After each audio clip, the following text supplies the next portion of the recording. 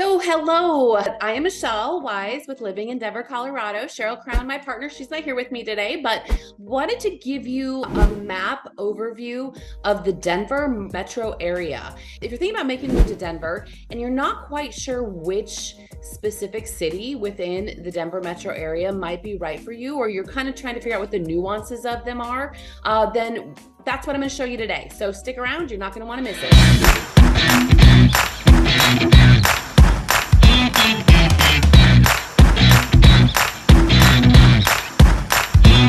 All right, so here we are today. We are going to be talking again a little different than my typical map tours. Normally, I kind of pinpoint in on one city and kind of give you the lay of the land and what's around.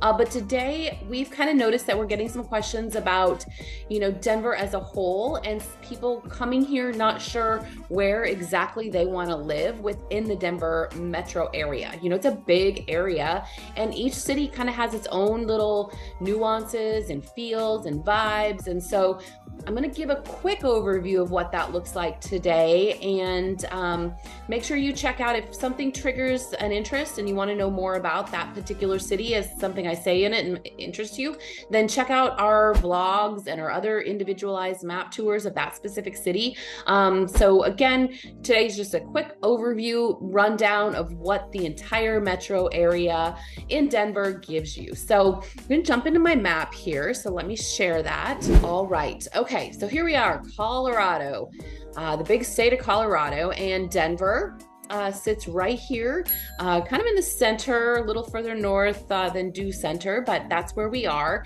And all of this green area is basically our beautiful Rocky Mountains.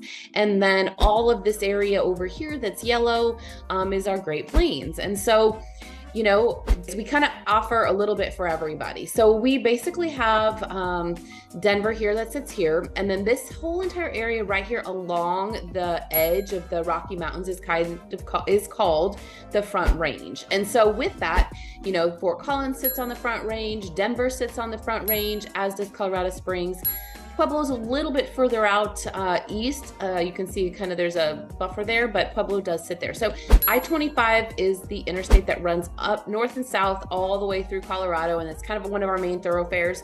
I-70 is the interstate that runs east and west across Colorado, and that will take you from the Great Plains all the way through the Rocky Mountains over to the western slope to Grand Junction. And so Denver is kind of at the crosshairs of these two interstates and gets you great proximity to anywhere else you want to be in the state. So with that, let's dig deeper. We're going to dig into Denver here, specifically the Denver metro area. So when you're looking, like I said, this whole area up and down I-25 is considered the Front Range. But when you're talking Denver metro, you're talking about Denver and all of its surrounding suburbs. So, there's not a hard line on what that entails, but, kind of goes down anything between, from Denver down south to, almost Colorado Springs. Again, there's not a hard line. Castle Rock, I would kind of say, is the southernmost suburb. It didn't used to be. It used to be Castle Rock was its own city down there in the Denver metro area, ended here kind of around the Littleton area, but urban growth and it's expanded. And so of course those boundaries have pushed out. If you're pushing north, probably this Brighton, Lafayette, maybe Longmont might be considered Denver metro, but I don't think I would consider it that. So again, we're kind of just look in this circle here, if you can see, of 470. So 470 is an interstate. Most of it is toll that kind of circles the Denver metro area, with a small exception of this area right here on the northwest corner of the Denver metro area. So within this kind of circle here of the Denver of 470, you have a lot of great cities. I know there's people out there that are going to say, I'm forgetting something or missing something, but that's not the purpose of this video. The purpose of the video is just to kind of touch on, if you're thinking about where you want to be, not quite sure what each section of the city offers, that's kind of what I'm going to cover today. So again, going back to Denver. Denver's the original, it's the OG. So that's where it started, and it's expanded out from there. And within Denver, you're going to find some really, really great old charming neighborhoods. If you want that 1900 house that's been remodeled or could be remodeled with the big tree neighborhoods. There's a lot of those here, and you can find them in some other parts of the Denver metro area, but Denver's going to have the most of those. And so that's where you're going to want to be. If you also want to live in a very urban feeling area, high rise, maybe, downtown Denver, some areas in Rhino in Denver, those areas are revitalizing and turning around and becoming hotspots for, people that want that urban city life feeling. So we have the light rail, we have public bus transportation that gets people around. So you can live in the city and feel like you're in a city in Denver. So that's, great. There's a lot of theater. There is a lot of art galleries. And again, there's pockets within Denver that specialize in each of those, but you're going to have a feel of that if you choose Denver. So that's Denver as a whole. Again, it has everything. It has condos, townhomes, high-end, low-end, affordable housing, mansions, you name it, it's got it. But those are kind of the two things when we hear our customers talk about, or our clients talk about what they like about Denver. We tend to see those people that are the wanting that urban feel, higher density living in these high-rise apartments or condos or townhomes in downtown Denver, or somebody that's looking for those, very historic district feel neighborhoods with the big trees, not the cookie cutter house. They find that in Denver a lot of times. So you push out from Denver. I think we should just kind of start at the top like a clock and work around. If you're looking up here in Northglenn, Thornton, there's a little bit more affordability up there. You're not so proximate to the Denver city itself. So again, anytime you push out, we've said this a million times, you kind of push out, your prices tend to go down from that urban hotspot, urban center. So that will give you that. School districts up there are Adams County schools and some Mapleton school district, good school districts. So you tend to find, people that want school districts that, can look up there in that area. You're going to get some new growth up there. So actually a lot of new growth. Those areas are expanding immensely. And so you're going to find a lot of the new build neighborhoods that offer the covenant controlled neighborhoods, built in the last 10 to 15 years, pool communities, things like that. You're also going to be able to find, because you are on the northern edge of the metro area, maybe some acreage. If you're looking for a home that has acreage, or maybe some small farm areas, you can find that for sure. Each of those, we've done a vlog on Thornton before. If you want some more information on that, you can check that out. Broomfield is similar as well. It's grown and expanded immensely over the last few years. Again, that growth has just really helped it develop, and a lot of new builds. Now, again, there are original areas in these cities that you can find an older home, maybe from the 70s, 80s, even some before that. You're going to find a lot of new build. And as you continue to push around out this direction into Commerce City, we've done a vlog on Commerce City. Commerce City used to be where, in a sense, our airport was. Denver, one of the original Denver airport before it moved out east to Denver International Airport. And so that's why you see the Sky Tower here, or the control tower. They've actually revamped that, and it's phenomenal now. But there's some areas out there. Commerce City pushes out here east and north, and the Arsenal's in the middle, but there is a lot of building around that, master plan communities, single family homes, condos, townhomes, those developed master planned areas with your typical suburban feel that has the shopping, TJ Maxx, Ross, Targets, Walmarts, Starbucks. You're going to find all that out there. And the price point out in Commerce City is a little less than maybe some other areas of the Denver metro area. So affordability out there is great. As then you move kind of down to Aurora. Aurora is actually the largest city geographically in the Denver metro area. And you can kind of gauge by that. It's not landlocked. So, original Aurora, and you'll see in our vlogs that we've done, we've kind of broken it down into North Aurora, South Aurora, because it is so big. And the dynamics of it are very different as well. But North Aurora is kind of your original Aurora. So as Denver grew and pushed out into a suburb, kind of North and Central Aurora was your original area that started to develop. And since then, over the last 40 years, 50 years, something like that, it's pushed east and south. So that's where more of your new growth is. There is a lot of new growth happening now, most recently, up kind of in this northeastern quadrant of Aurora. Proximity for this to the airport is phenomenal. So if you travel a lot or you work at the airport, it's a great place to be. And you can get some new builds out here now. They weren't building up in North Aurora for quite a while. And then they've really just boomed. It's just really taken off. And, you're going to get, again, some of that master plan feeling if you're out in the newer areas. But if you want something that's more, been around a while, that's got kind of that distinguished neighborhood feeling, original neighborhood that's kind of on the grid, built system, North Aurora is a good place for that. Mature landscaping.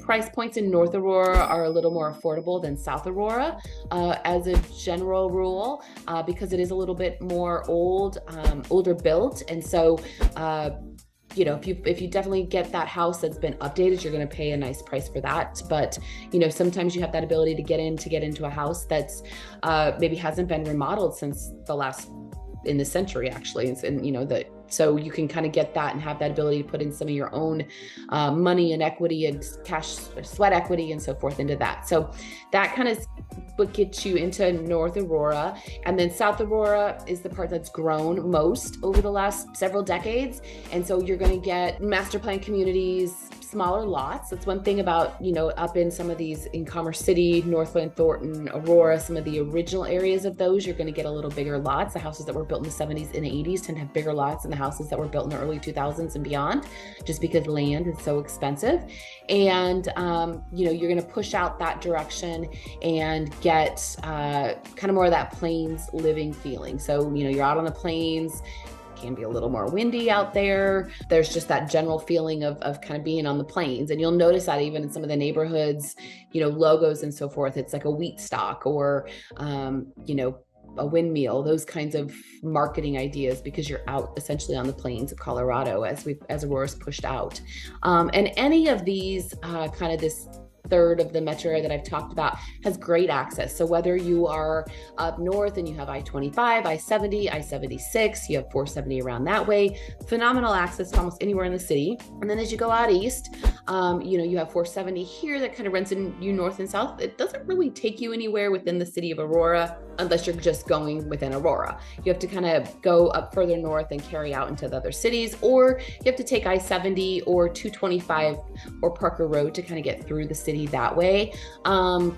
Aurora is predominantly Aurora Public Schools, so they have their own school district. Again, like I said, they are the largest of the geographic footprints of the Denver metro area. And so, it can take you quite a while to go from South Aurora to North Aurora, vice versa. But great area. There are some reservoirs. There's Aurora Reservoir out here, Cherry Creek Reservoir, which is phenomenal for boating. Great place to spend a day in the summer for sure. And then if you push out here just a little further south of this 470 circle that I talked about, you'll find Parker. Parker used to be not part of the metro area, kind of like I said about Castle Rock down here. But this kind of whole area, Castle Rock, Parker, Castle Pines, when I was growing up in Denver, you had to have a reason to go there because they weren't very big. They didn't have much to offer, other than, if you wanted some farming equipment, or, they had homes, they had small pockets of neighborhoods, but it was a lot of farm country. And that is not the case now. That you can definitely find those areas in these cities on the outskirts, but my goodness, they have developed and grown into their own fairly large towns and cities now. So they have their own police departments, they have their own governments, and so they are definitely part of the Denver metro area now. Parker and Castle Rock both have super cute historic downtown main streets that date back to like the Pony Express times. Horse and buggies. You see pictures in the restaurants that have been around for a while that show Main Street when there was 5 buildings and horses tied up out front. That's obviously not the case anymore, but it's just got some cute quaintness to it that allows you to kind of feel, and they're very proud of that heritage, of course, as well. So that's kind of the southern east corner of the metro area. Again, you're going to have a lot of new build neighborhoods. Not a lot that you're going to find that was built previous to the 80s per se, maybe even the 90s in a lot of parts, because those neighborhoods just didn't exist back in that day. You'll find the small pockets of the original homes that were maybe built in the 50s, the 60s, the 70s, but those are very small neighborhoods and few and far between. And predominantly, you're going to get the new builds out in that direction as well. But Parker has a ton, as does Castle Rock, has a ton of horse property. So if you're into horses, this might be kind of the quadrant of the city you want to be. Out on south and east here to give you that, and up north as well. But as you move kind of further west, that may not be where you want to be. There are pockets everywhere, like I've said, that have some things, but I would say predominantly you're probably going to want to be a little further east, southeast or north on that. Lone Tree here is a city that didn't exist 50 some years ago. It's a newer city. It is a smaller city in the Denver metro area. Not a lot of single family homes. There are some, most definitely, but it's a lot of condos, townhomes, businesses. It kind of developed in this pocket that nobody claimed for a long time, and Lone Tree came in and took it over and annexed it, and has created this cute little town now. It doesn't really have an old town area or historic area because it didn't really exist when those were a thing to be able to develop and take the heritage from that. But if you're looking for proximity to maybe work, the Denver Tech Center, which is a working area, light rail, Lone Tree would be a great place for you to consider on that. If we tuck in here a little bit into the 470 corridor here, you'll see Centennial. I have a blog on Centennial as well, and it is one of the newest cities in Denver. It didn't exist. It kind of came in and took pockets from Littleton, Aurora, this whole area. When you watch our vlog on it or our map tour on Centennial, you'll see the boundaries are very, very interesting. It circles around and up and down and out into Aurora, over here into Littleton, and they just kind of came in and annexed some areas and developed their own town. There's really no rhyme or reason to the boundaries of it. I'm sure whoever developed it there was, but when you look at it on a map, or you and I look at it, there's not. So you're going to have homes that were built in the 50s, the 60s, the 80s, the 90s, 2000s, or even more recent. So Centennial is very interesting. It doesn't have, they do try to make it their own town by doing events and spreading them out across the city, but you're not going to have that downtown feel of what you might get in, some of these other cities in the metro area. But it's predominantly homes, and there is some commercial, but it's predominantly homes in the Centennial area. Highlands Ranch, over here down south metro here, is a very large master planned community. It's one of the original master plan communities. They came in and bought this basically huge ranch and started planning every inch of the city. So every road, every neighborhood, every commercial plot of land was planned. It's not one of those cities that started and then just kind of grew and grew and grew and grew. It was this size and this size when it was developed, and then they plotted it all out and planned it all out. It sits in the Douglas County School District. So schools are great there, and it's your typical suburban neighborhood feel. So you are in the suburbs. Everything for the most part has been built in the last 50 years. So not a whole lot that's much older than that. And again, it's also one of those cities that doesn't really have its own little historic downtown area. They do have a couple places where they have tried to kind of make it feel like the hub of the city. We have a whole vlog on it. You can watch that. But it doesn't have that old historic district because it didn't exist. So that's Highlands Ranch. A variety of single family homes of every size, shape you could imagine, condos, townhomes, areas that they've tried to make feel urban, like you're living kind of like in a downtown city. It does have some of those areas that are close to light rail or public transportation. So that is a benefit to Highlands Ranch. But that's kind of what you get with Highlands Ranch. And then if you circle over here, you're going to kind of start circling into this Littleton, Inglewood area. And the vibe changes a lot from Highlands Ranch to that Littleton, Inglewood area, because those cities were here for a very long time. So you're going to get older homes, homes of neighborhoods that are built on the grid. It is one of those areas that expanded. So you're gonna get that feeling of, you know, a little bit of change in the age of the dynamics of the homes as you push out. You can get some new build homes on different plots, but it's not going to be that gigantic, vast neighborhood like you'd get out on the east or down in Parker or Castle Rock or up north, because was pretty much landlocked. So you may find a plot of land that they came in and built some new townhomes on, or a small neighborhood. But predominantly your homes are going to be of older age, built, you know, mid-century 1900s. One nice thing about this part of town is Chatfield reservoirs over here. And so if you are interested in, you know, some of that outdoor lifestyle, it's just a hop, skip, and a jump over to Chatfield. There are some new homes going out over there, south here of the reservoir, south of the reservoir here, and those are some new areas, and a lot of that area is considered Littleton, but that's pretty much the only place you're going to find those new build neighborhoods, the master plan communities, in that part of Littleton. Otherwise it's more of your kind of original older neighborhoods in both Littleton and Inglewood, and they both have their own school district. So you could be Littleton or Inglewood School District, as well as some of Douglas County runs into that. Nice thing about all of this area over here is your proximity down over here to the foothills. You're going to start noticing a little bit more rolling hills in your neighborhood, even down here in Highlands Ranch, because as you push down into Castle Rock, it does get a little hilly. Sedalia sits down there. You can see some of the topography there. Whereas again, like I said, out here, if you're out here on the plains, it's very flat. So different feel for sure. If you're looking for a home, that might be something you want to consider. And if we go up just a bit, we'll be in Lakewood, which is this area right here. Lakewood, an amazing location in proximity wise between Denver and the foothills. It sits right between. And so if you live in Lakewood, you can get into Denver to work and then get up to the foothills or the mountains on the weekends to play. And so that is a huge draw for a lot of our clients that live in Lakewood, is just they want that work play lifestyle, and Lakewood is a great place to give you that smack dab in the center proximity to be able to do that. Lakewood's similar in the fact to, you know, the Littleton and Inglewood, in that it's been developed for a long time, and so you're not going to find a lot of new build out in Littleton. Again, you may find a teeny small neighborhood or a townhome, condo, something like that that's newer, but otherwise homes are going to be a little older there.